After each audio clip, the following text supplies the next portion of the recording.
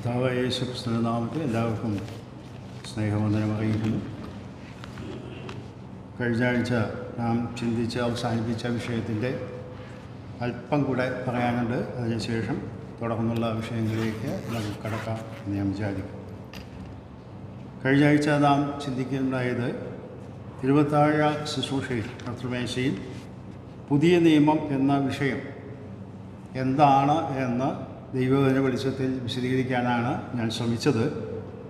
അത് മനസ്സിലായി കാണും എന്ന് ഞാൻ വിചാരിക്കും. അതുകൊണ്ട് അതിൻ്റെ ആവർത്തനത്തിലേക്ക് ഞാൻ പോകുന്നില്ല. അവസാന ഭാഗത്ത് അല്പം വിശദീകരണങ്ങൾ കൂടെ ആവശ്യമുള്ളത് ഞാൻ പറഞ്ഞ് പെട്ടെന്ന് അടുത്ത വിഷയത്തിലേക്ക് കടക്കണം എന്ന് ആഗ്രഹിക്കാം.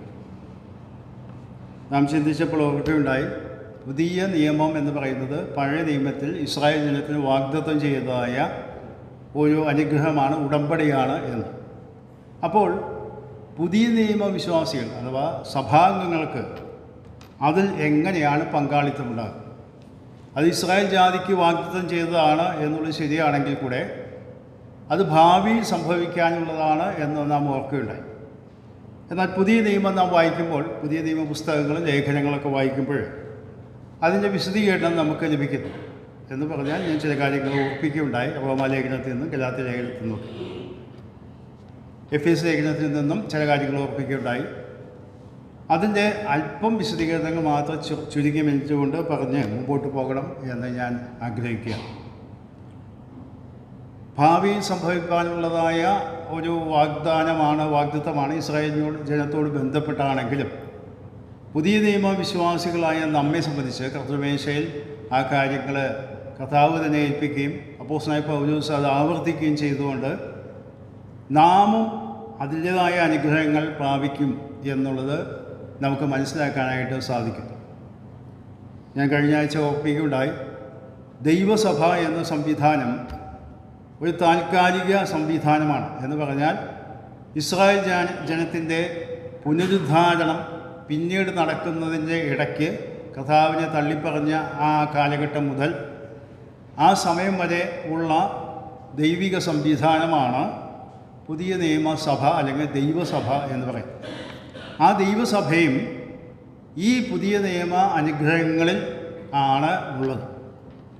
അത് നമുക്ക് മനസ്സിലാക്കാനായിട്ട് കഴിയുന്ന കാര്യങ്ങളാണ്. കഴിഞ്ഞ ആഴ്ച വായിച്ച വാക്യങ്ങളാണെങ്കിൽ തന്നെ ഒന്നുകൂടി വായിക്കാം. ഗലാത്യ ലേഖനം 3-ാം അധ്യായത്തിൻ്റെ 14-ാം വാക്യം നമുക്കൊന്ന് വായിക്കാം.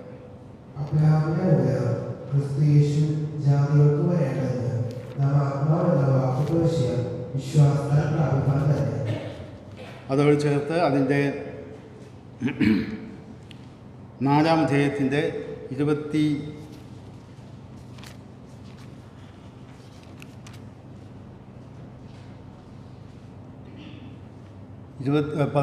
4-ാം അധ്യായത്തിൻ്റെ 16-ാം വാക്യവും 22-ാം വാക്യവും നമുക്ക് വായിക്കാം.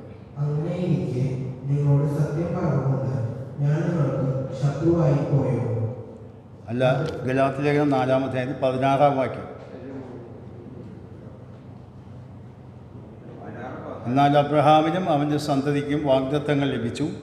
സന്തതികൾക്കും എന്ന അനേകനെക്കുറിച്ചല്ല, നിന്റെ സന്തതിക്കും എന്ന ഏകനെക്കുറിച്ചത്തെ പറയുന്നത് അത് ക്രിസ്തു.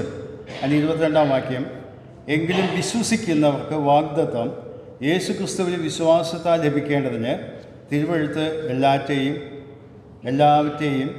എല്ലാവരെയും പാപത്തിന് കീഴ് അടച്ചു. ഇവിടെ പറയപ്പെടുന്ന ആശയം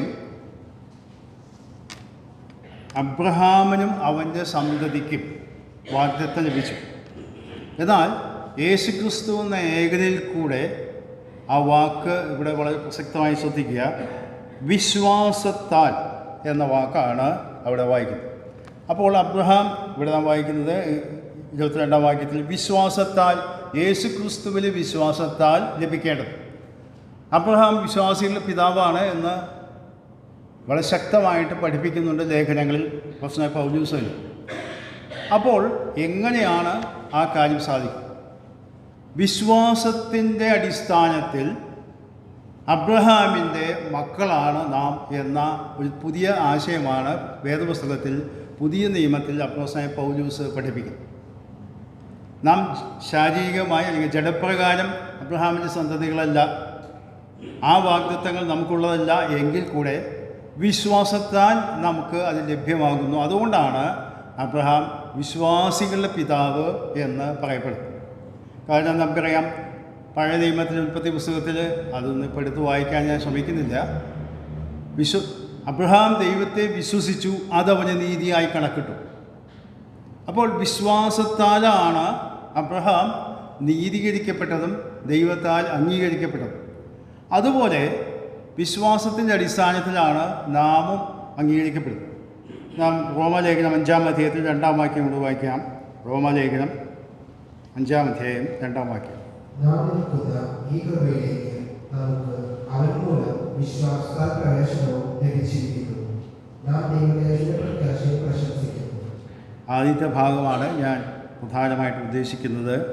നാം നിൽക്കുന്ന ഈ കൃപയിലേക്ക് നമുക്ക് അവൻ മൂലം വിശ്വാസത്താൽ പ്രവേശനം ലഭിച്ചിരിക്കുന്നു. ആ ഊന്നൽ കൊടുക്കുന്ന വാക്ക് ശ്രദ്ധിക്കണം. ഇസ്രായേൽ ജനത്തിന് വാഗ്ദത്തങ്ങൾ നൽകപ്പെട്ടത് അബ്രഹാമിൻ്റെ സന്താന പരമ്പരകളാണ് എന്നുള്ളതിൻ്റെ അടിസ്ഥാനത്തിലാണ്. നാം പുറപ്പാട് പുസ്തകത്തിലേക്ക് കടന്നു വരുമ്പോൾ പുറപ്പാട് പുസ്തകത്തിൽ ആ വാക്യം ഒന്ന് നമുക്ക് വായിക്കാം. മോശ ദൈവികമായ വ്യവസ്ഥകളൊക്കെ മാറി പിന്നീട് മിദ്യാനിൽ ചെന്ന് പാർക്കുന്ന ഒരു അവസരമുണ്ടായി.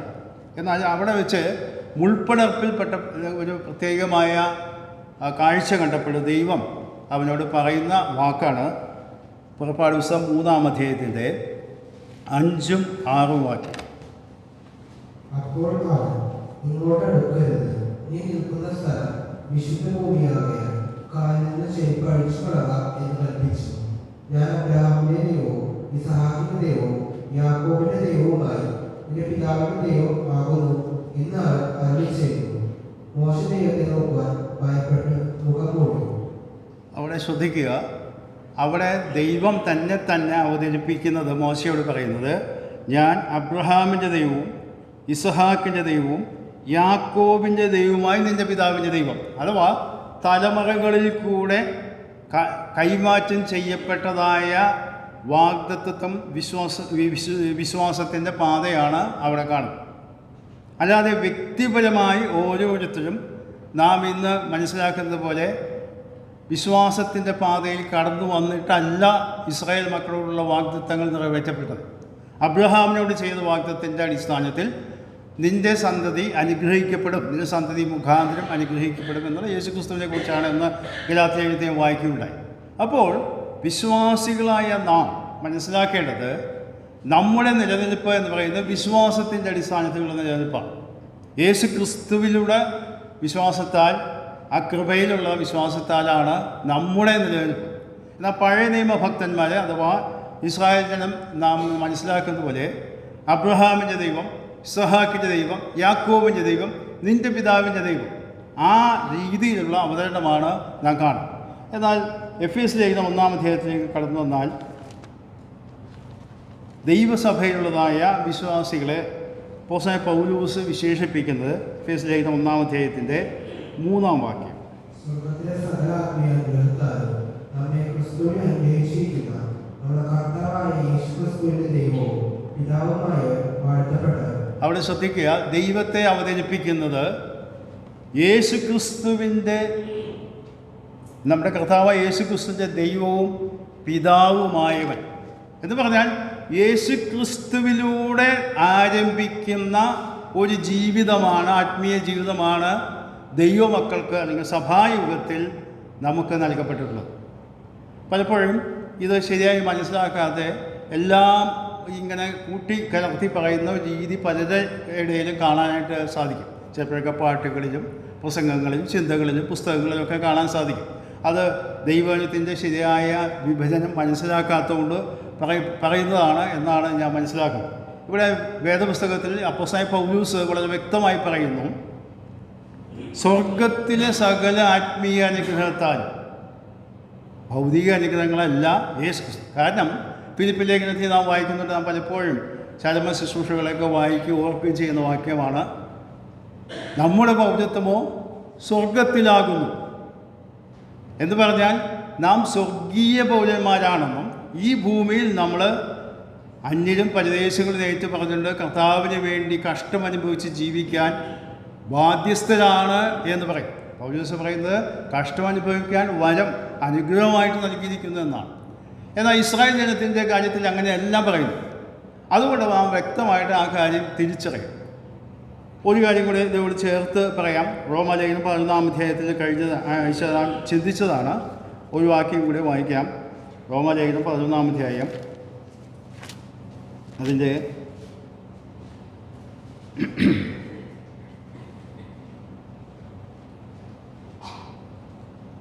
19-ഉം 20-ഉം വാക്യങ്ങൾ. എന്നാൽ എന്നെ ഒന്നിക്കേണ്ടത് കൊമ്പോളെ ഒടിച്ചു കളഞ്ഞു എന്ന് നീ പറയും. ശരി, അവിശ്വാസത്താൽ ഒടിഞ്ഞു പോയി, വിശ്വാസത്താൽ നീ നിലനിൽക്കുന്നു. ഞെളിയാതെ ഭയപ്പെടുന്നു. ഇവിടെ ആ വാക്ക് വളരെ ശ്രദ്ധേയമായ വാക്കാണ്. പൗലോസ് ഉപയോഗിക്കുന്ന വാക്ക് ഞെളിയാതെ ഭയപ്പെടുക എന്ന് പറഞ്ഞാൽ അഹങ്കാരത്തോടെയുള്ള പെരുമാറ്റം നിർത്തുക. എന്താണ് പറഞ്ഞതിൻ്റെ അർത്ഥം? ദൈവകൃപയാൽ വിശ്വാസത്തിൻ്റെ അടിസ്ഥാനത്തിൽ മുമ്പോട്ട് പോകാനായിട്ട് ഇസ്രായേൽ ജനത്തിന് കഴിയാതെ പോയപ്പോൾ അവിടെ ഒരു അലങ്കാര പ്രയോഗമാണ് ഉപയോഗിക്കുന്നത്. അബ്രഹാമും ഇസ്രായേൽ ജനത്തിനെയും നല്ല ഒലിവ് വൃക്ഷമായിട്ട് അവർ ചിത്രീകരിക്കുകയാണ്. എന്നിട്ട് പറയുന്ന കാര്യം എന്താണെന്ന് അറിയാമോ?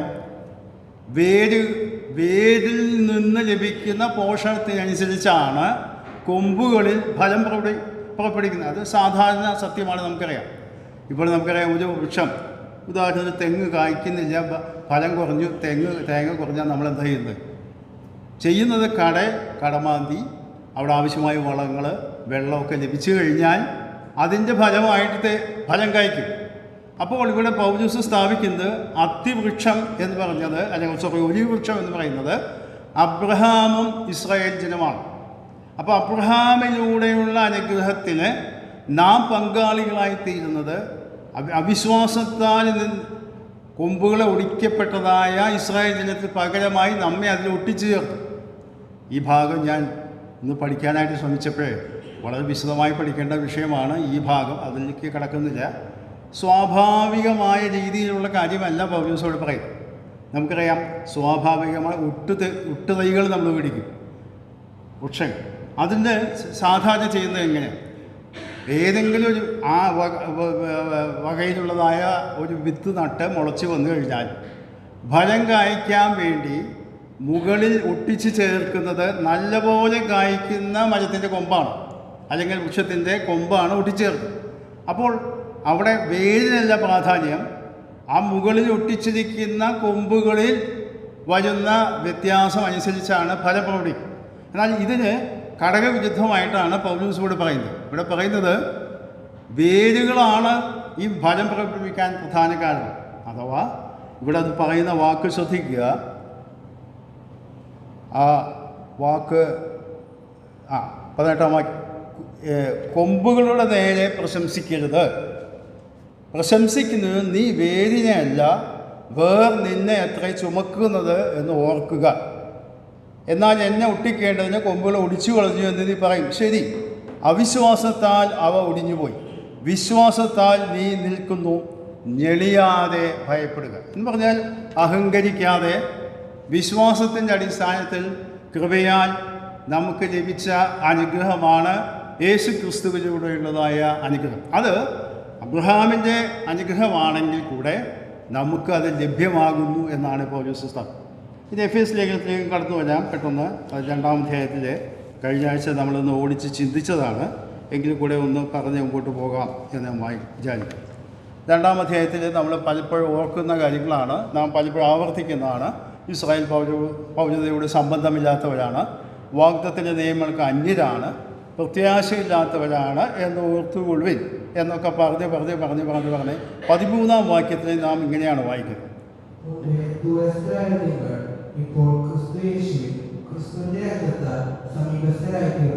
ഇപ്പോൾ അവിടെ ശ്രദ്ധിക്കുക, മുമ്പേ ദൂരസ്ഥരായിരുന്ന നിങ്ങളിപ്പോൾ ക്രിസ്തു യേശുവിൽ ക്രിസ്തുവിൻ്റെ രക്തത്താൽ സമീപസ്ഥരായിത്തീർന്നു എന്ന് പറഞ്ഞാൽ ക്രിസ്തുവിൻ്റെ രക്തത്തിൻ്റെ ചൊരിച്ചിലിൻ്റെ അടിസ്ഥാനത്തിൽ ലഭിച്ച പാപമോചനമാണ് നമ്മുടെ വീണ്ടെടുപ്പിൻ്റെ അടിസ്ഥാനം. അതാണ് നമുക്ക് ലഭിച്ചത്. ഇസ്രായേൽ പൗരതയ്ക്കുള്ളതായ വാഗ്ദത്തങ്ങളൊന്നും നമുക്കില്ല. പക്ഷേ യേശു ക്രിസ്തുവിലാണ് ആരംഭിച്ചത്.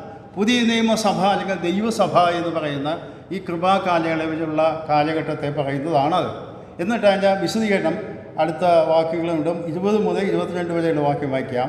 ക്രിസ്തുയേശുവിനെ മൂലക്കല്ലായിരിക്കെ നിങ്ങളെ അപ്പോസ്തലന്മാരും പ്രവാചകന്മാരും എന്ന അടിസ്ഥാനത്തിന്മേൽ പണിതിരിക്കുന്നു.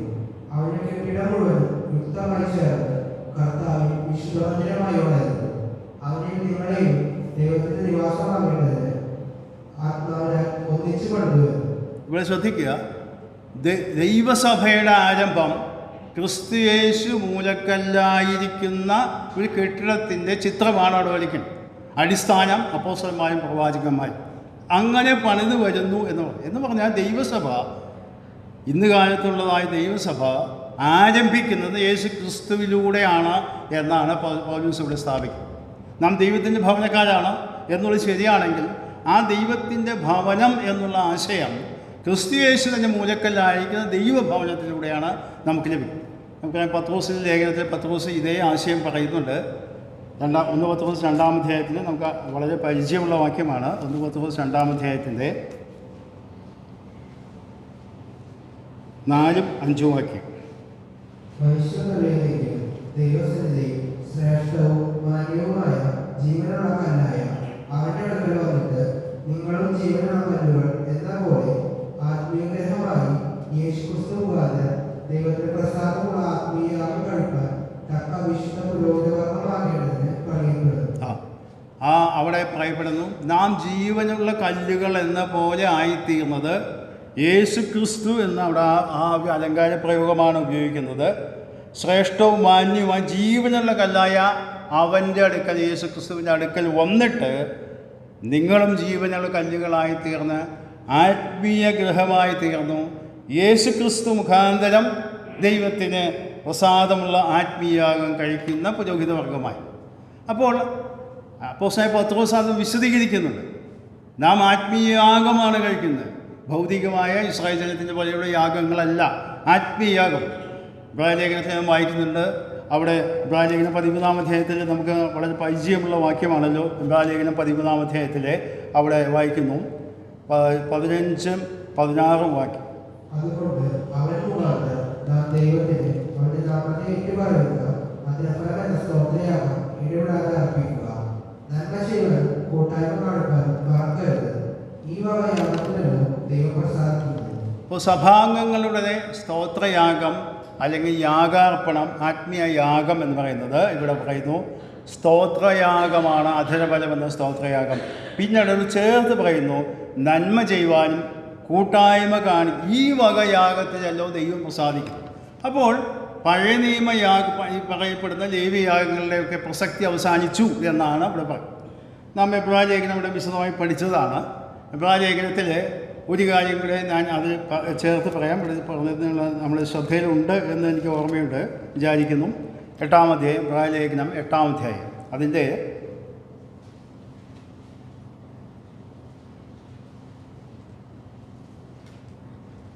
6-ാം വാക്യം. അവന് വിശേഷണീയ വാഗ്ദത്തങ്ങളിന്മേൽ സ്ഥാപിക്കപ്പെട്ട നിയമത്തിന്റെ മധ്യസ്ഥനാകയാൽ അതിന്റെ വിശേഷതയ്ക്ക് ഒത്തവണ്ണം വിശേഷണീയ ശുശ്രൂഷയും പ്രാപിച്ചിരിക്കും. മതി. ഇവിടെ ഈ ഭാഗം ഇവിടെ പഠിപ്പിച്ചപ്പോൾ സഹോദരാകാരെയൊക്കെ ഊന്നി പഠിപ്പിക്കുകയുണ്ടായി. പഴയ നിയമ യാഗങ്ങളെയും ഒക്കെ താരതമ്യം ചെയ്തുകൊണ്ട് പറയുകയാണ്.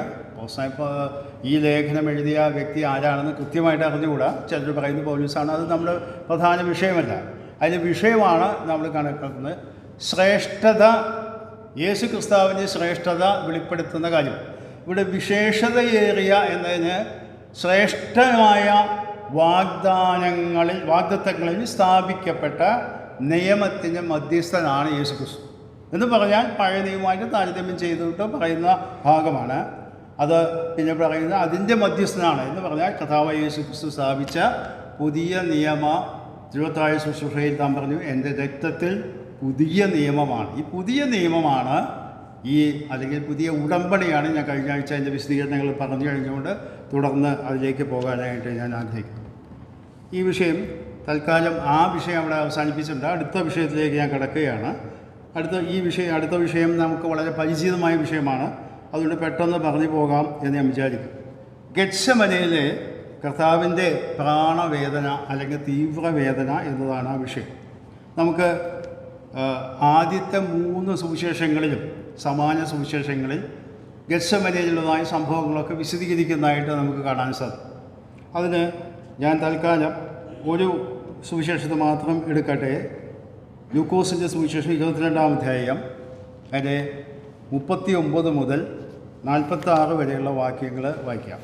പിന്നെ അവൻ പതിവ് പോലെ ഒലിവുമലയ്ക്ക് പുറപ്പെട്ടു പോയി. ശിഷ്യന്മാരും അവനെ അനുഗമിച്ചു. ആ സ്ഥലത്തെത്തിയപ്പോൾ അവൻ അവരോട്, നിങ്ങൾ പരീക്ഷയിൽ അകപ്പെടാതിരിക്കാൻ പ്രാർത്ഥിക്കുമെന്ന് പറഞ്ഞു. താൻ അവരെ വിട്ട് ഒരു കല്ലുകൾ ദൂരത്തോളം പോയി മുട്ടുകുത്തി, പിതാവേ, നിനക്ക് മനസ്സുണ്ടെങ്കിൽ ഈ പാനപാത്രം എങ്കിൽ നിന്ന് നീക്കണമേ. എങ്കിലും എൻ്റെ ഇഷ്ടമല്ല, നിന്റെ ഇഷ്ടം തന്നെയാകട്ടെ എന്ന് പ്രാർത്ഥിച്ചു. അവനെ ശക്തിപ്പെടുത്തുവാൻ സ്വർഗ്ഗത്തിൽ നിന്നൊരു ദൂതൻ അവന് പ്രത്യക്ഷനായി. പിന്നെ അവൻ പ്രാണവേദനയായി അശ്രദ്ധയോടെ പ്രാർത്ഥിച്ചു. അവൻ വിയർപ്പ് നിലത്ത് വീഴുന്ന വലിയ ചവർത്തുള്ളി പോലെയായി. അവൻ പ്രാർത്ഥന കഴിഞ്ഞ് എഴുന്നേറ്റ് ശിഷ്യന്മാരുടെ അടുക്കൽ ചെന്നു. ആ വിശ്വാസത്താൽ ഉറങ്ങുന്നത് കണ്ട് അവരോട്, നിങ്ങൾ ഉറങ്ങുന്നതെന്ന് പരീക്ഷയിൽ അകപ്പെടാതിരിക്കാൻ എഴുന്നേറ്റ് പ്രാർത്ഥിക്കും എന്ന് പറഞ്ഞു. ഈ വേദഭാഗത്തോട് ബന്ധപ്പെട്ട് മറ്റ് വേദഭാഗങ്ങളിലുള്ള ഭാഗങ്ങൾ നമ്മുടെ മനസ്സിലുണ്ട് എന്നുള്ള ധാരണയിലാണ് ഞാൻ ഈ ഭാഗം ചിന്തിക്കുന്നത്. തിരുവത്താഴ ശുശ്രൂഷ കഴിഞ്ഞതിന് ശേഷം കർത്താവ് ഗെത്സമനയിലേക്ക് പോകുന്നു. ഇവിടെ നാം വായിക്കുന്നത് പതിവ് പോലെ ഒരു മലയിലുള്ള ഗെത്സമന എന്ന തോട്ടത്തിലാണ് അവൻ പോകുന്നത്. യോഹന്നാന്റെ സുവിശേഷത്തിനെ വായിക്കുമ്പോൾ സാധാരണ അവിടെ പോകാറ് പതിവുള്ളതുകൊണ്ട് തന്നെ കാണിച്ചു കൊടുത്ത ഒറ്റിക്കൊടുത്തതായ ഇസ്കരിയോത്ത യൂദയും ആ സ്ഥലം അറിഞ്ഞിരുന്നു എന്ന് അവിടെ വായിക്കുന്നുണ്ട്. അപ്പോൾ അതിൽ നിന്ന് മനസ്സിലാക്കേണ്ടത് ഈ സ്ഥലം ഈ ശിഷ്യന്മാരും കർത്താവും സ്ഥിരമായിട്ട് പോയി സന്ധ്യയ്ക്ക് അല്ലെങ്കിൽ രാത്രി സംഭാഷിക്കുകയും വിശ്രമിക്കുകയൊക്കെ ചെയ്യുന്ന ഒരു സ്ഥലമായിട്ടാണ് നാം മനസ്സിലാക്കേണ്ടത്. എന്നാൽ നമ്മുടെ വിഷയം അതല്ല. ഈ ദിവസം താൻ പോകുന്നതിന് മുമ്പ് മറ്റ് 3 സുവിശേഷങ്ങളിൽ ഈ കാര്യം വിശദമായി പറയുന്നുണ്ടെങ്കിൽ യോഹന്നാന്റെ സുവിശേഷത്തിൽ ഈ കാര്യം വിശദമായി പറയുന്നില്ല. എന്നാൽ യോഹന്നാന്റെ സുവിശേഷത്തിൽ മറ്റ് ചില കാര്യങ്ങൾ കൂടി പറയുന്നു.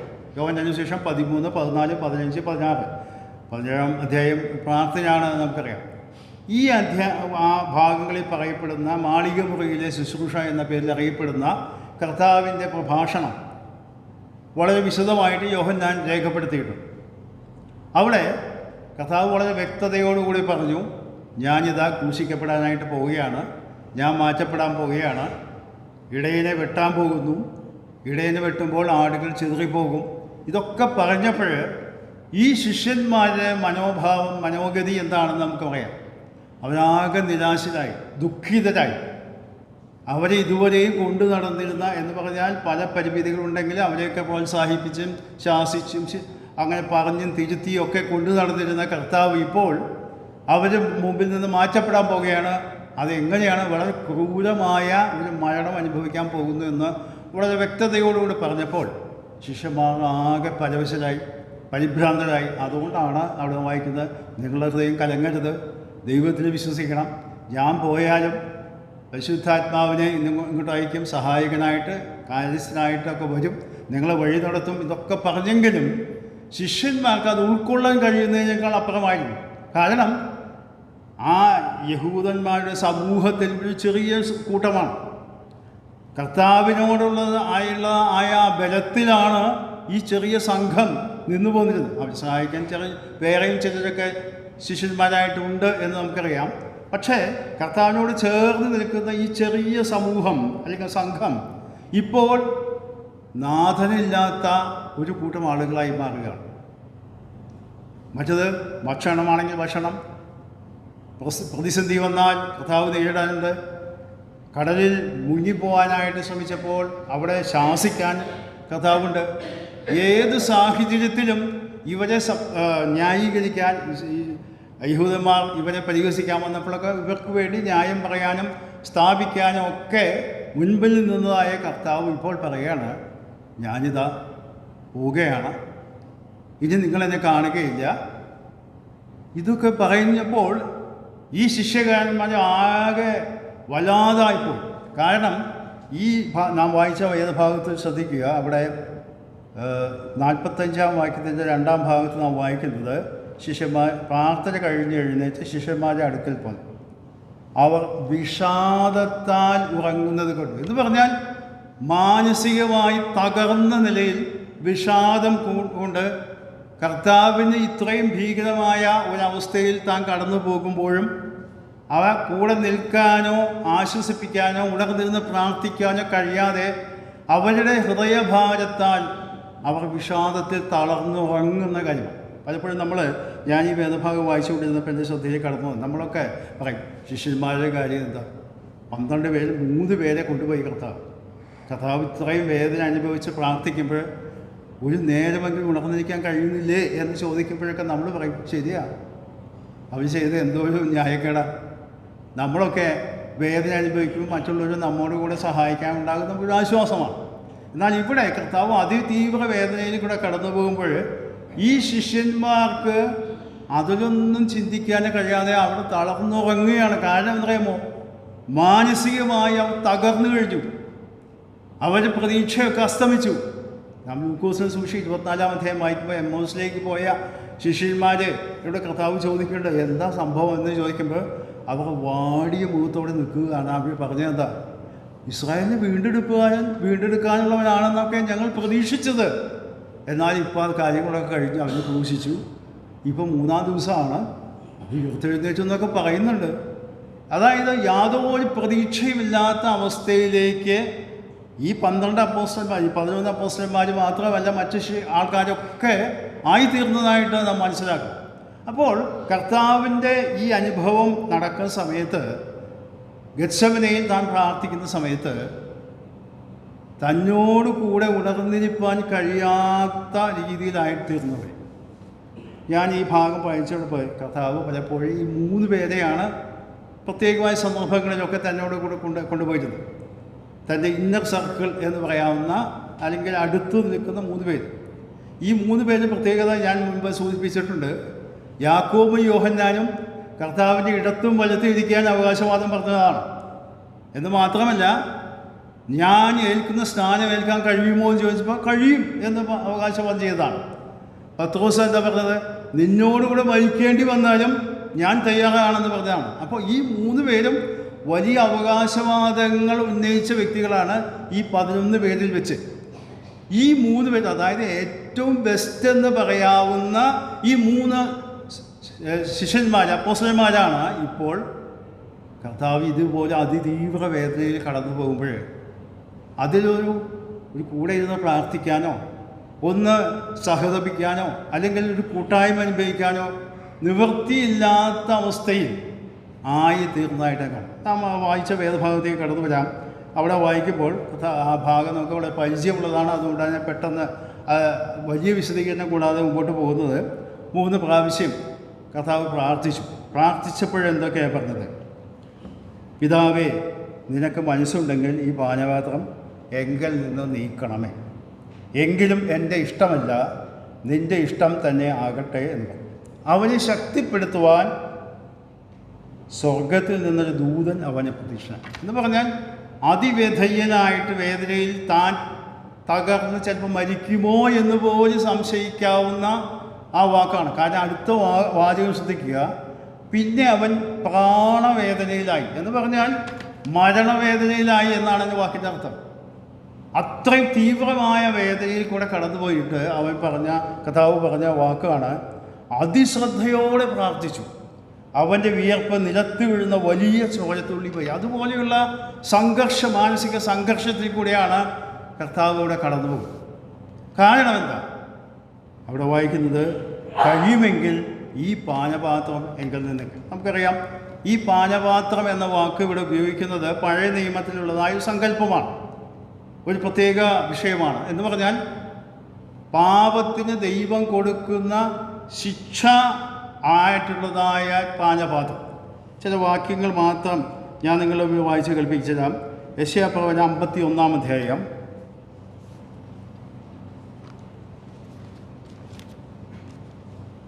അതിൻ്റെ 17-ാമത്തെ വാക്യം.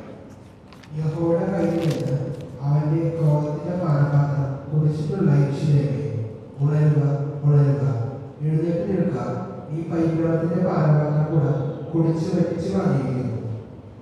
അതിൻ്റെ 21 വാക്യം കൂടി വായിക്കാം. ആകയാൽ അനിഷ്ടയും വീണ്ടും കുടിക്കാതെ ലഹരി പിടിച്ചവരുമായുള്ളവരെ ഇത് കേട്ടുകൊള്ളുക. മതി. 75 സങ്കീർത്തനത്തെ 8 വാക്യം. യഹോവയുടെ കയ്യിൽ ഒരു പാനപാത്രമുണ്ട്, വീഞ്ഞു നിറയ്ക്കുന്നു, അത് മദ്യം കൊണ്ട് നിറഞ്ഞിരിക്കുന്നു. അവൻ അതിൽ നിന്ന് പകരുന്നു, ഭൂമിയുടെ സകല ദുഷ്ടന്മാരും അതിന്റെ മട്ടു വലിച്ചു കുടിക്കും. യിരെമ്യാ പ്രവചനം 25 15 മുതൽ 17 വരെയുള്ള വാക്യം. ഇസ്രായേലിന്റെ ദൈവമായ യഹോവ എന്നോട് പ്രകാരം അരുളിച്ചെയ്തു, ഈ ക്രോധത്തിൽ നിറഞ്ഞ പാനപാത്രം എന്റെ കയ്യിൽ നിന്ന് വാങ്ങി ഞാൻ നിന്നെ അയക്കുന്ന ജാതികളെ ഒക്കെ കുടിപ്പിക്കാം. അവർ കുടിച്ച് ഞാൻ അവരുടെ ഇടയിൽ അയക്കുന്ന വാൾ നിരത്തം ചാഞ്ചാടി ഭ്രാന്തന്മാരായി തീരും. അങ്ങനെ ഞാൻ പാനപാത്രം യഹോവയുടെ കയ്യിൽ നിന്ന് വാങ്ങി യഹോവ എന്നെ അയച്ച സകല ജാതികളെ കുടിപ്പിച്ചു. മതി. ഈ വാക്യങ്ങൾ, യിരെമ്യാ പ്രവചന വാക്യങ്ങളൊന്ന് ശ്രദ്ധിച്ച് വായിച്ചു നോക്കിയാൽ നമുക്കറിയാം, ഈ ക്രോധമദ്യം നിറഞ്ഞ പാനപാത്രം ജാതികളെ കുടിപ്പിക്കാൻ ദൈവിക ശിക്ഷാവധിയുടെ പാനപാത്രമായിട്ടാണ് ഇതിൻ്റെ ചിത്രം കാണുന്നത്. അത് കുടിച്ചാൽ ഉണ്ടാകുന്ന അവസ്ഥയെക്കുറിച്ചാണ് 16 വാക്യത്തിൽ. അവർ കുടിച്ചു, ഞാൻ അവരുടെ ഇടയിൽ അയക്കുന്ന വാൾ നിമിത്തം ചാഞ്ചാടി ഭ്രാന്തന്മാരായി തീരും എന്ന് പറഞ്ഞാൽ മാനസിക സമനില തെറ്റി ദൈവിക ശിക്ഷയിൽ കൂടെ കടന്നു പോകുമ്പോൾ സഹിക്കാൻ പറ്റുന്നതിനേക്കാൾ അസ്വസ്ഥമായി, തനിക്ക് തന്നെ നിയന്ത്രിക്കാൻ പറ്റാത്ത രീതിയിൽ അസ്വസ്ഥമായി, ഇവിടെ ആ വാക്കുപയോഗിക്കുന്നത് ഭ്രാന്തന്മാരായി തീരും എന്ന് പറഞ്ഞാൽ അതുപോലുള്ള ഒരു അവസ്ഥയിലേക്ക് ആയിത്തീരും. ദൈവിക ശിക്ഷാവധിയുടെ പാനപാത്രമാണ് അത് ചിത്രീകരിക്കും. വെളിപ്പാട് പുസ്തകത്തിലും ഇതേ പ്രയോഗം കാണാൻ സാധിക്കും. വെളിപ്പാട് പുസ്തകം 14 അധ്യായത്തിൻ്റെ 10 വാക്യം.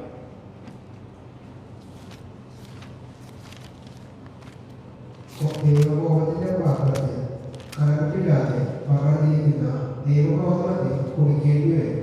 വിശുദ്ധന്മാർ കുഞ്ഞാടിന് മുമ്പാകെ അഗ്നികലങ്ങൾ ദണ്ഡനം അനുഭവിക്കും.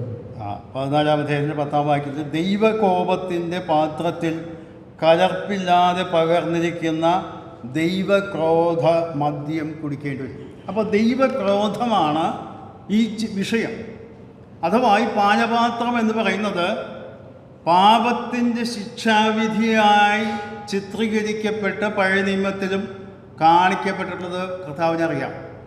ആ ചിന്തയിലാണ് കർത്താവ് പ്രാർത്ഥിക്കുന്നത്, കഴിയുമെങ്കിൽ ഈ പാനപാത്രം ഒക്കെ നിന്ന് മാറ്റണം എന്ന് പറഞ്ഞാൽ, എന്തുകൊണ്ടാണ് കർത്താവ് ഈ പാനപാത്രം കുടിക്കാൻ നേരത്തെ അല്ലെങ്കിൽ ഈ ദൈവിക ശിക്ഷാവിധി ഏൽക്കാനായിട്ട് ഇത്രയും വിമുഖനായി തീർന്നത്, അല്ലെങ്കിൽ ആ രീതിയിലുള്ളൊരു പ്രതികരണം ഉണ്ടായത് നാം ചിന്തിക്കണം.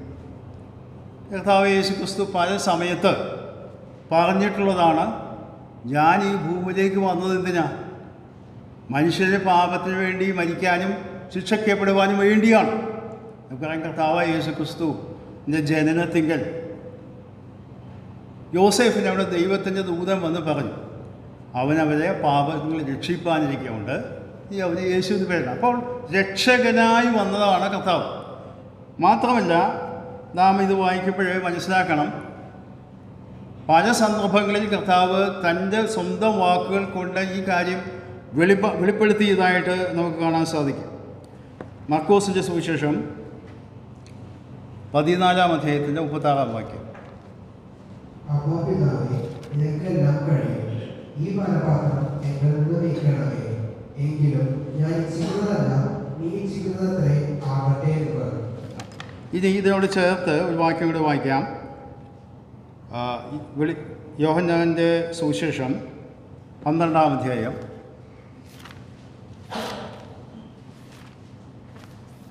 അതിൻ്റെ 27 28 വാക്യം. ഇപ്പോൾ എൻ്റെ ഉള്ളം കലങ്ങിയിരിക്കുന്നു, ഞാൻ എന്ത് പറയണ്ടോ? പിതാവേ, ഈ നാഴികയിൽ നിന്ന് എന്നെ രക്ഷിക്കണമേ, എങ്കിലും ഇത് നിമിത്തം ഞാൻ ഈ നാഴികയിലേക്ക് വന്നിരിക്കുന്നു. പിതാവേ, നിന്റെ നാമത്തെ മഹത്വപ്പെടുത്തണമേ. മതി 26 27 വാക്യമാണ് ഞാൻ പ്രധാനമായിട്ട് ഉദ്ദേശിച്ചത്. ഇവിടെ കർത്താവ് പറയുന്ന വാക്ക് ഇതാണ്, ഇപ്പോൾ എൻ്റെ ഉള്ളം കലങ്ങിയിരിക്കുന്നു. ഞാൻ എന്തു പറയേണ്ടു? പിതാവേ, ഈ നാഴികയിൽ നിന്ന് എന്നെ രക്ഷിക്കണമേ. അടുത്ത വാചകം ശ്രദ്ധിക്കണം. ഞാൻ ഈ ഭാഗം വായിച്ചപ്പോൾ എങ്കിലും ഇത് നിമിത്തം ഞാൻ ഈ നാഴികയിലേക്ക് വന്നിരിക്കുന്നു എന്നാണ് നമ്മൾ തർജ്ജിമയിൽ വന്നത്. ഞാൻ POC തർജ്ജിമ വായിച്ചപ്പോൾ അവിടെ കൊടുത്തിട്ടുള്ള വാചകം എങ്കിലും ഇത് നിമിത്തം എന്നല്ല, അല്ല ഇതിനു വേണ്ടിയാണല്ലോ ഞാൻ ഈ ഭൂമിയിലേക്ക് അവതരിച്ചത് എന്ന് പറഞ്ഞാൽ ഈ പാനപാത്രം കുടിക്കാനും ഈ ദൈവിക ശിക്ഷാവിധി ഏറ്റുവാങ്ങി മനുഷ്യവർഗത്തിൻ്റെ പാപത്തിന് ശിക്ഷ ഏൽക്കാനും വേണ്ടിയാണ് ഞാൻ കടന്നു വന്നിട്ടുള്ളത്. ഇത് കർത്താവ് തന്നെ നേരിട്ട് പറഞ്ഞിട്ടുള്ള കാര്യമാണ്. അപ്പോൾ ഇങ്ങനെ പറഞ്ഞ കർത്താവ് എന്തുകൊണ്ടാണ് ഈ സമയത്ത് ഇത്രയും പരിഭ്രമിക്കുന്ന രീതിയിൽ, പ്രാണവേദനയിലാകുന്ന രീതിയിൽ ഈ കാര്യത്തെ കാണുമ്പോൾ ചിന്തിക്കുന്നത്? മരണത്തെ അഭിമുഖീകരിച്ച വളരെ പ്രസിദ്ധരായ ആളുകളൊക്കെ ചരിത്രമൊക്കെ നമുക്കറിയാം, ഞാൻ വായിച്ചിട്ടുണ്ട്.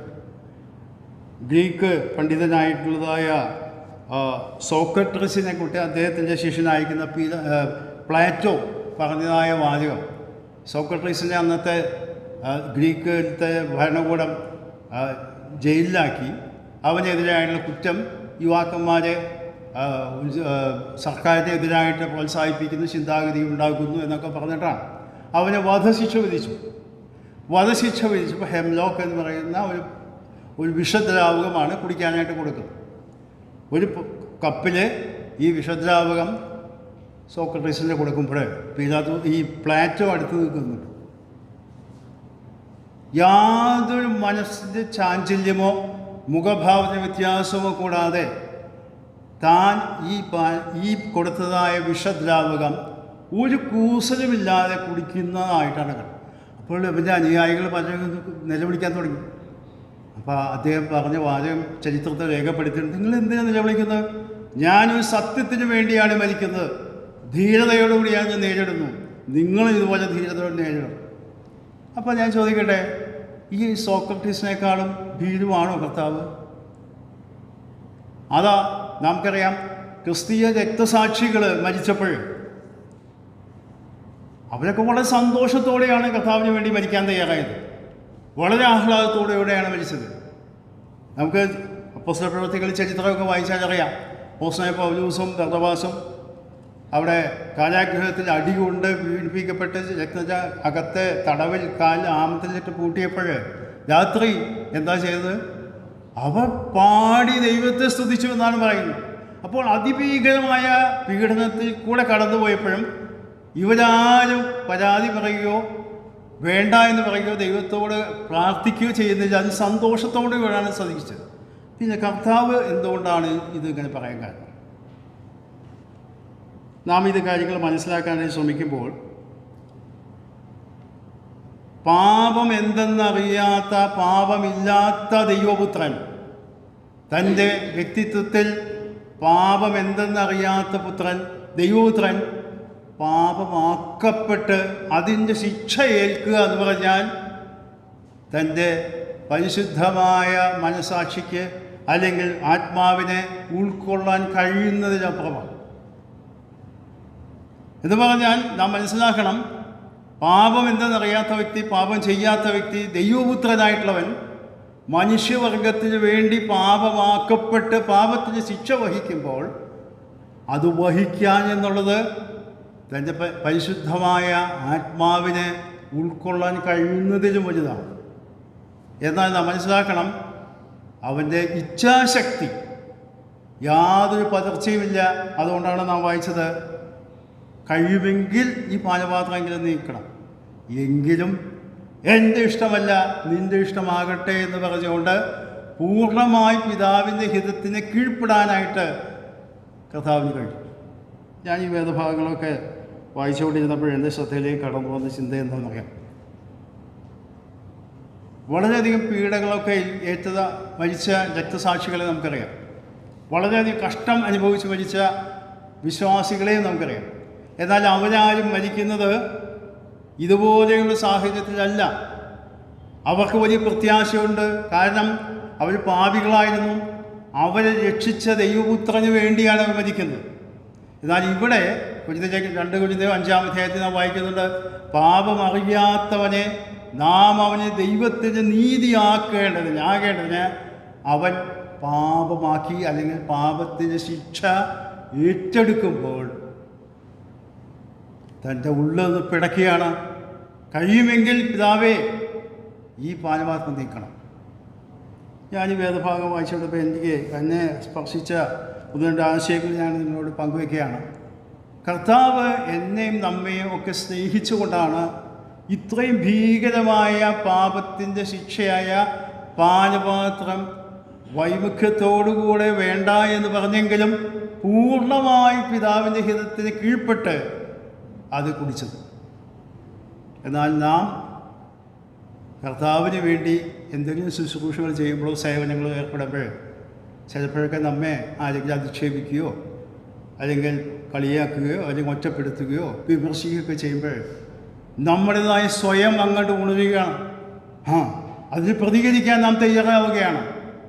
അപ്പോസ്തലനായ പൗലോസിൻ്റെ വാക്കുകൾ നമുക്കറിയാം. ഗലാത്യലേഖനം 2-ാം അധ്യായം 20-ാം വാക്യം നമുക്ക് വളരെ പരിചയമുള്ള വാക്യമാണ്. അതൊന്ന് വായിക്കാം.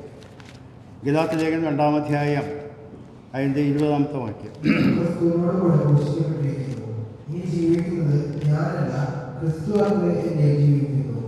ഇപ്പോൾ ഞാൻ ജഡത്തിൽ ജീവിക്കുന്നതോ എന്നെ സ്നേഹിച്ച് എനിക്ക് വേണ്ടി തന്നെത്താൻ ഏൽപ്പിച്ചു കൊടുത്ത ദൈവപുത്രനുള്ള വിശ്വാസത്താലേ ജീവിക്കുന്നത്. ഇത് അപ്പോസ്തലന്റെ സാക്ഷ്യമാണ്. നമ്മൾ പലപ്പോഴും കർത്തൃമേശയ്ക്കൊക്കെ ഈ ഭാഗം ചിന്തിക്കുന്നതാണ്. എന്നാൽ അതിൻ്റെ ആഴത്തിലേക്ക് നാം ഒന്ന് ഇറങ്ങി ചിന്തിച്ചാൽ ആ ഭാഗം വായിക്കുക. ഇപ്പോൾ ഞാൻ ജഡത്തിൽ ജീവിക്കുന്നതോ എന്നെ സ്നേഹിച്ച്, ഇതുവരെ പൗലോസ് പറഞ്ഞിരുന്ന പറയുമ്പോൾ നമുക്ക് വേണ്ടി മരിച്ചു, നമ്മുടെ പാപങ്ങൾക്ക് വേണ്ടി മരിച്ചു. എന്നാൽ ഇവിടെ പൗലോസ് അത് സ്വന്തമാക്കിക്കൊണ്ട് പറയാണ്, എന്നെ സ്നേഹിച്ച് എനിക്ക് വേണ്ടി തന്നെത്താൻ ഏൽപ്പിച്ചു കൊടുത്ത ദൈവപുത്രൻ. ഈ ദൈവപുത്രന് വേണ്ടി എന്തും സഹിക്കാൻ പൗലോസ് തയ്യാറാണ്. കല്ലേറിയേറ്റ് മരിച്ചവനെ പോലെ വീണു, തന്നെ വളരെയധികം അടിച്ചു, ഉപദ്രവിച്ചു.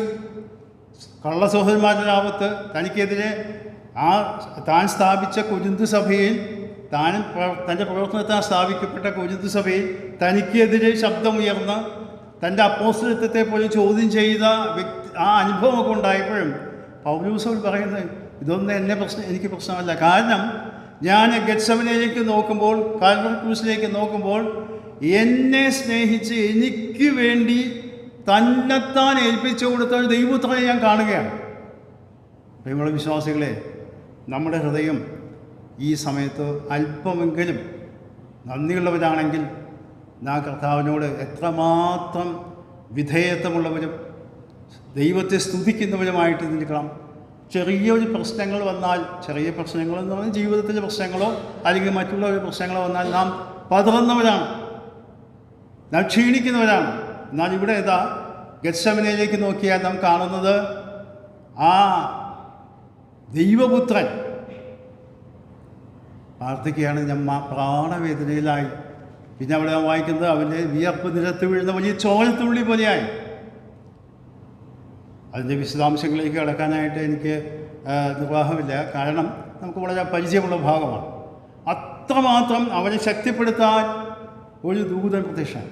ശ്രദ്ധിക്കുക, അവൻ്റെ അപ്പോസ്തലന്മാർ, അവൻ തിരഞ്ഞെടുത്ത അപ്പോസ്തലന്മാർ പോലും തന്നോടുകൂടെ ഒരു വാക്ക് പ്രാർത്ഥിക്കാനോ ഉണർന്നിരിക്കാനോ തയ്യാറല്ല. അവരതിന് സാധ്യമല്ലാത്ത മാനസികാവസ്ഥയിലായിത്തീർന്നു. ആരും തന്നെ ഇല്ല.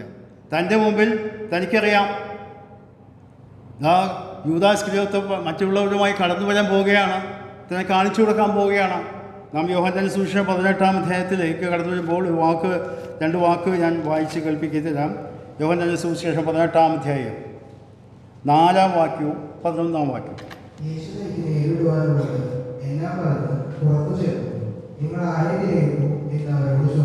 11-ാം വാക്യം.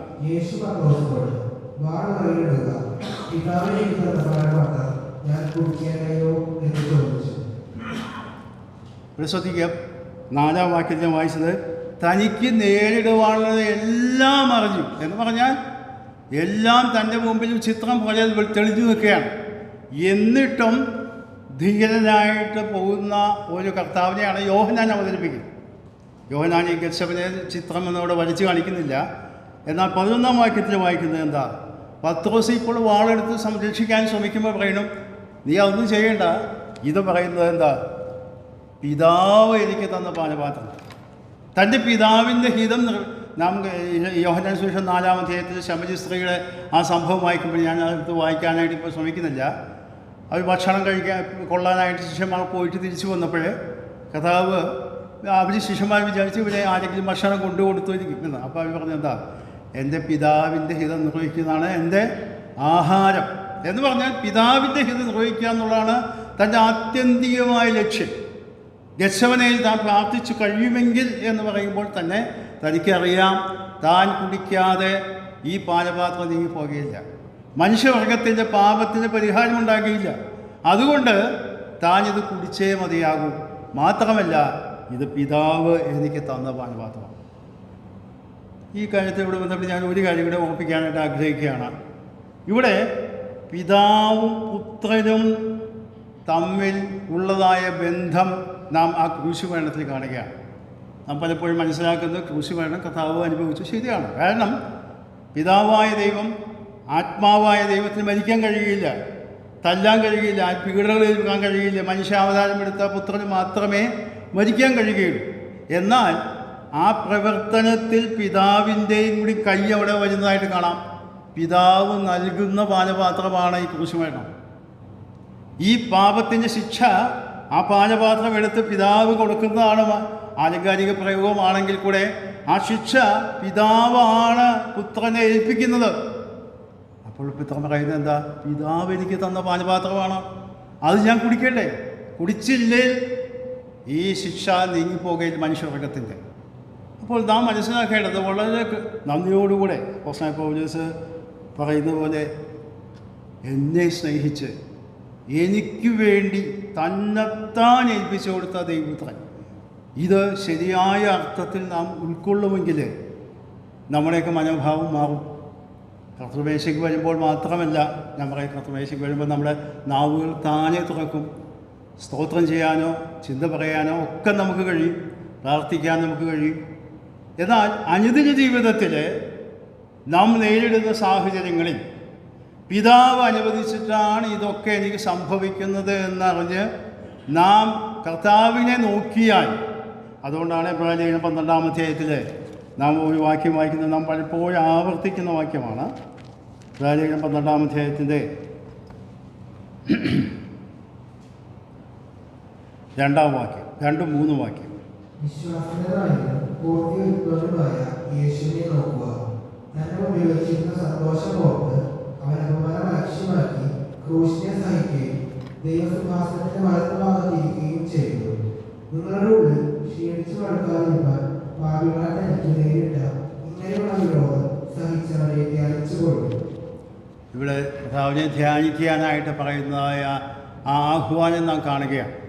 അവിടെ ശ്രദ്ധിക്കുന്നത്, തനിക്ക് നേരിട്ട് ഇങ്ങനെ വിരോധം സഹിച്ചവനെ നാം ധ്യാനിക്കുമെങ്കിൽ, കർത്താവ് കടന്നുപോയ വേദനയുടെ ചെറിയൊരു അംശം നമുക്ക് ഉൾക്കൊള്ളാൻ കഴിയുമെങ്കിൽ, നാം നേരിടുന്ന വ്യക്തിപരമായ പ്രതിസന്ധികൾ, പ്രശ്നങ്ങൾ, എതിർപ്പുകൾ, അനുകൂലമല്ലാത്ത സാഹചര്യങ്ങളൊക്കെ നമ്മളെ നിരാശരാക്കുകയും പിന്നാക്കം വലിക്കുകയും കർത്താവിനുള്ള സേവനത്തിലും ശുശ്രൂഷയിലും മുൻപോട്ട് പോകാതെ നിരാശരായി പരാതി പറയുന്നവരായി തീരാതെ, അപ്പോസ്തലനായ പൗലോസ് എന്നെ പറഞ്ഞ പോലെ അതുപോലെ കഷ്ടമനുഭവിച്ച വ്യക്തികളൊന്നും നമ്മളാരുമില്ല അല്ല എന്ന് നമുക്കറിയാം. എന്നാൽ ഇത് പറയാനായിട്ട് സാധിക്കും, ഇപ്പോൾ ഞാൻ ജഡത്തിൽ ജീവിക്കുന്നത്, അല്ലെങ്കിൽ ഈ ജീവിതത്തിൻ്റെ ഈ പന്ഥാവിൽ ഞാൻ മുമ്പോട്ട് പോകുന്നത് എന്നെ സ്നേഹിച്ച് എനിക്ക് വേണ്ടി തന്നെത്താൻ ഏൽപ്പിച്ചു കൊടുത്തു ആ പുത്രനെ നോക്കിയാൽ മുൻപോട്ടുള്ള യാത്ര സുഗമമാകും. ദൈവനാമ മഹത്വത്തിനായി നിലനിൽപ്പാൻ നമുക്ക് കഴിയും.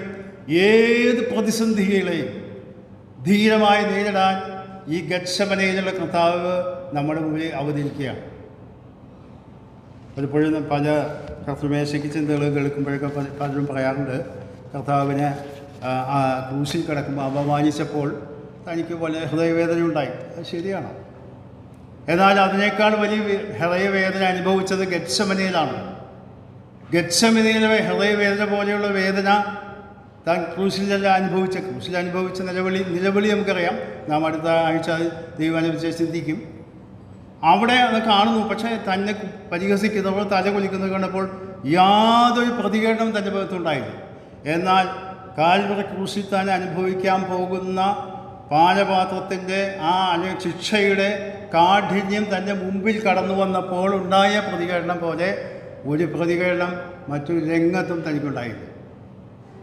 പ്രിയമുള്ള വിശ്വാസികളെ, നമ്മുടെ ജീവിതത്തിൽ ഇതിൻ്റെതായ സ്വാധീനം എത്രത്തോളം ഉണ്ട് എന്ന് നാം ചിന്തിക്കണം. ഈ കർത്താവിനെ നാം സേവിക്കുമ്പോൾ ഈ കർത്താവിനേക്കാൾ വലിയ ഒരു സ്ഥാനമാനങ്ങളൊന്നും നമുക്ക് ഈ ലോകത്ത് ആവശ്യമില്ല. അതുകൊണ്ട് കർത്താവിനെ സേവിപ്പാൻ ഈ ചിന്ത നമ്മെ സഹായിക്കണം. എനിക്ക് വേണ്ടി എന്നെ തന്നെത്താൻ ഏൽപ്പിച്ചു കൊടുത്ത ദൈവപുത്രൻ, പിതാവ് കൊടുത്ത പാനപാത്രം വാങ്ങി ഞാനിത് സമ്മതത്തോടെ കുടിക്കുന്നു എന്ന് പറഞ്ഞുകൊണ്ട് കാൽവറി ക്രൂസിലേക്ക് നടന്നു നീങ്ങിയ കർത്താവാണ് നാം ഇവിടെ കാണുന്നത്. യോഹന്നാൻ ആ കാര്യം, ആ ഗെത്സമനിലെ കാര്യം വിവരിക്കുന്നില്ലെങ്കിൽ തനിക്ക് പറയുന്നത് തനിക്ക് നേരിടുവാണെന്ന് എല്ലാം അറിഞ്ഞു.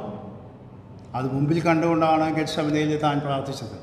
തൻ്റെ രക്തം വിയർപ്പ് നിലത്ത് വീഴുന്ന വലിയ ചോരത്തുള്ളി പോലെ ആയിരുന്ന മാനസിക സംഘർഷത്തിൽ കൂടെ സമ്മർദ്ദത്തിൽ താൻ കടന്നു പോയപ്പോഴേ താൻ ചുറ്റും നോക്കിയപ്പോഴാണ് ശിഷ്യന്മാർ വിഷാദത്താൽ ഉറങ്ങും. നാം അവരെ കുറ്റം പറയുന്നു വേണ്ട. അപ്പോഴാണ് കർത്താവ് അപ്പോഴും പറയണത്, ആത്മാവ് ജഡമോ ബലഹീനമാണ്, അതുകൊണ്ട് പരീക്ഷയിൽ അകപ്പെടാതെ ഉണർന്നിരുന്ന് പ്രാർത്ഥിക്കുക എന്നുള്ള ആഹ്വാനം ആ സമയത്ത് നൽകുന്നതായിട്ട് കാണും. ഇത്രയും മനോവേദനയിൽ കൂടെ, ഹൃദയവേദനയിൽ കൂടെ കടന്നു പോകുന്ന കർത്താവ് ആ ശിഷ്യന്മാരെ പ്രോത്സാഹിപ്പിക്കുവാനും ഉത്സാഹിക്കുവാനും ശ്രമിക്കുന്ന ആ സ്നേഹമുണ്ടല്ലോ, അത് നമുക്ക് അനുഭവിക്കാൻ കഴിയും. ജീവിതത്തിലെ ഏത് പ്രതിസന്ധിയിലും നാം തളർന്നു പോയി വിഷാദത്തെ ഉറങ്ങുന്നവരായി ക്ഷീണിക്കുന്നവരാണെങ്കിൽ കർത്താവ് നമ്മെ ഉണർത്തുകയാണ്. ഉണർന്നിരുന്ന് പ്രാർത്ഥിക്കുക. ദൈവനാമം മഹത്വപ്പെടുമാറാകട്ടെ.